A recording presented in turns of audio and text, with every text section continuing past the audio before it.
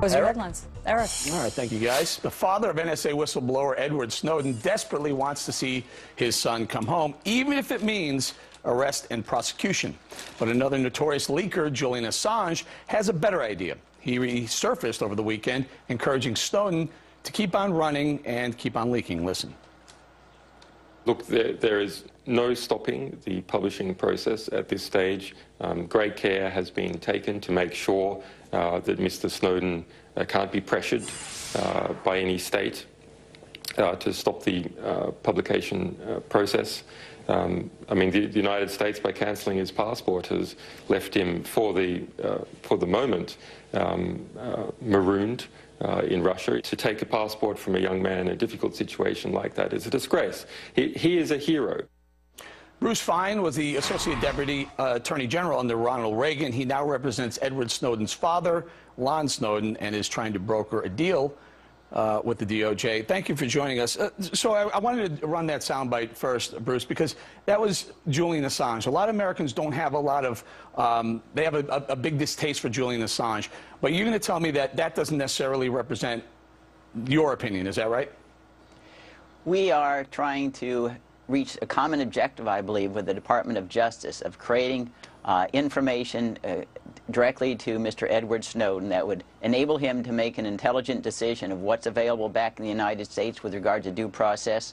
Mr. Assange really is a sideshow to some degree. We are still working for a direct communications link between Lon, his father, and Edward, so that his father has a confidence level that decisions being made are fully informed by Edward and are genuinely Edward's. We don't have that direct link yet. One thing I do want to clarify, however, at the outset, when you suggested that the father would like to have his son return for a full trial, I think that's a little bit misleading. The father wants to make certain that the son knows all of his legal options, what is available back here, so it's fully informed. His father respects the fact that Edward's 30 years old now, he's an adult, he has to chart his own destiny, and his father's not going to dictate that. Right, Bruce. You wrote a letter to the Department of Justice, Eric Holder specifically, last week. We talked about it. Can I show the conditions? Let me show the conditions. Pull it up. There you go. Number one, that Ed Snowden won't be detained before trial. Number two, he wouldn't be subject to a gag order. Number three, that the trial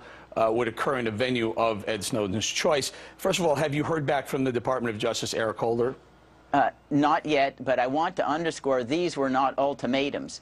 Remember, the letter stated that these are conditions that the father, Lon, based upon his knowledge of Edward, thinks would enable him to make an intelligent decision and decide to come back and receive a fair trial. And so I don't want anyone to suggest that we are trying to dictate the law. No one gets to do that in the United States. The rule of law trumps. But this is what we're suggesting that would be a collaborative effort to try to provide the conditions that are not at all irregular to enable there to be a full and complete trial and exposure of what was done, what was the motivation, and otherwise. There have been other instances where those accused of espionage have not been detained prior to trial. John Kiriakou, Daniel Ellsberg, Samuel Morrison, things like that. And with regard to the venue, remember that Timothy McVeigh was tried in Denver because he thought he couldn't get a fair trial in Oklahoma City.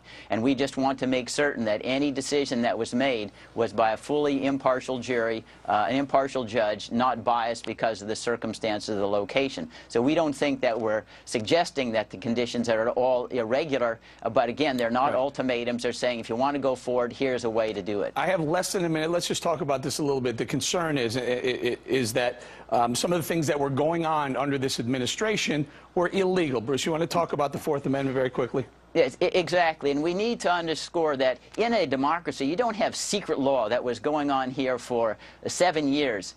When we had so-called secret law in an earlier administration, it was disclosed ultimately by the New York Times. Congress, the American people deliberately come up with a new statute.